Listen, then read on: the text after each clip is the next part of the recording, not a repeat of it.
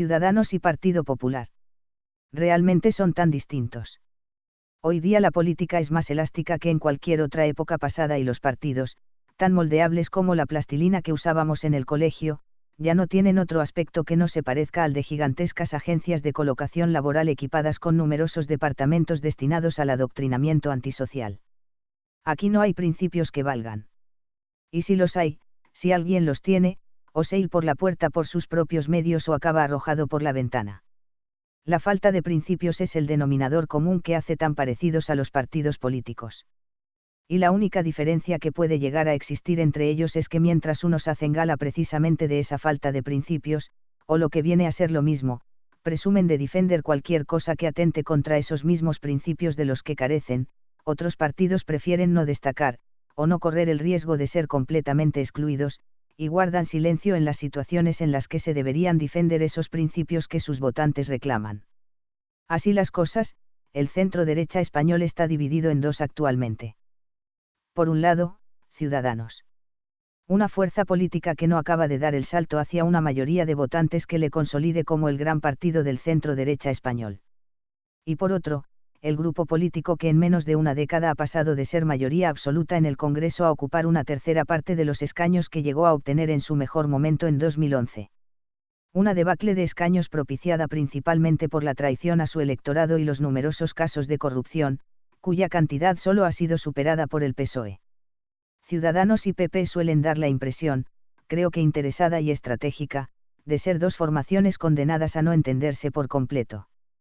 Una táctica muy estudiada que trata de asegurar el mayor número de votos posibles entre un electorado que piensa en centro-derecha con pocos matices de diferencia.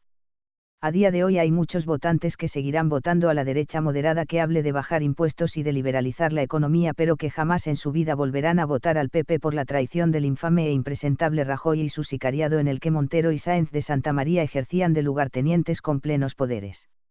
Este tipo de votantes tiene su nuevo refugio en Ciudadanos. No en Vox, que aunque habla de unidad de España y de combatir al independentismo, como Ciudadanos, se distingue de los anteriores por manifestarse contra la inmigración que España está dejando entrar sin control, asunto del que huyen los de Rivera por un motivo del que hablaremos más adelante. Otro aspecto en el que PP y Ciudadanos parecen haber sido sacados del mismo molde es el trasfondo económico que subyace bajo sus mensajes electorales.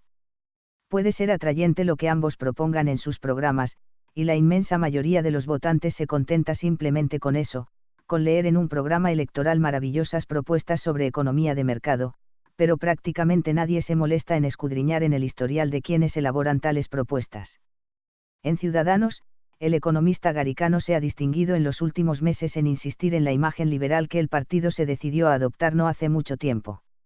Sin embargo, este mismo personaje no ha reparado en elogios hacia la figura de George Soros, un nefasto elemento al que no se le puede achacar precisamente un significativo apoyo a la libertad económica ni a ninguna otra libertad que no sea la inmigración descontrolada y la ideología de género. Y ahí es donde llegamos a la relación con el párrafo anterior. Soros es el promotor de no pocas ONGs ya investigadas por fomentar la inmigración ilegal hacia Europa, asunto sobre el que Ciudadanos no incide demasiado, si no es para tratar de salir del paso en algún debate. Así que podemos deducir claramente, sin error, y con abundante hemeroteca en la mano, que el partido de Albert Rivera, bien de hecho, bien tácitamente, es favorable a la inmigración descontrolada, es favorable también a la ideología de género, es liberal en su programa pero no tanto en la práctica, coincidiendo con la línea estratégica a seguir auspiciada por George Soros y su dinero para conseguir su objetivo de deseuropeizar España. Es esto y no otra cosa lo que en realidad están votando los adeptos a Ciudadanos. Pero, ¿y qué votan los simpatizantes del Partido Popular? ¿Es el PP un partido liberal? En absoluto. Eso terminó en 2008 con la deriva hacia la socialdemocracia que impuso Rajoy y que posteriormente practicó como presidente del gobierno. ¿Es el PP un baluarte contra la ideología de género y sus nefastas consecuencias sociales? Tampoco. Rajoy continuó las políticas de género de Zapatero y no derogó una sola de esas disparatadas leyes impuestas por el indigno presidente socialista y sus falsarios ministros.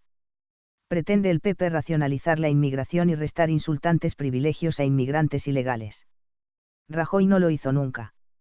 Se plegó a las exigencias de la corrupta Europa y jamás frenó el goteo cada vez mayor de inmigración que no solo no aportaba nada bueno a España sino que, además, Consumía recursos de un Estado en crisis que ya no proveía las necesidades de muchos españoles llegados a la pobreza casi absoluta y a la indigencia. Las líneas maestras de ambos partidos, definidas durante los últimos 2 años y afinadas y pulidas en estos pasados meses, si lo vemos con objetividad, son demasiado parecidas. Prácticamente idénticas. Y si en algún detalle importante hay diferencias y volvemos a observar con la misma objetividad, notaremos que esas diferencias no parecen tales, sino más bien accesorios repartidos entre ambos grupos políticos para que los votantes que un partido no atraiga sí sean captados por el otro. Accesorios como la batalla contra el independentismo, que ambos parecen querer usar ahora, pero que mientras Ciudadanos enarbolaba con gallardía, Rajoy abandonaba con falsas promesas y clarísima dejación de funciones.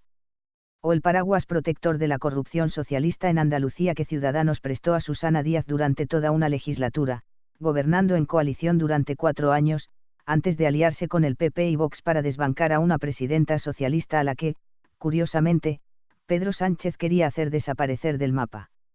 Alguien podrá pensar que si Ciudadanos y PP se parecen tanto y uno es disidencia controlada de otro, ¿cómo es que se perfila en el horizonte un posible pacto global entre CS y PSOE que asegure a ambos el gobierno de comunidades autónomas, diputaciones y alcaldías por buena parte de España?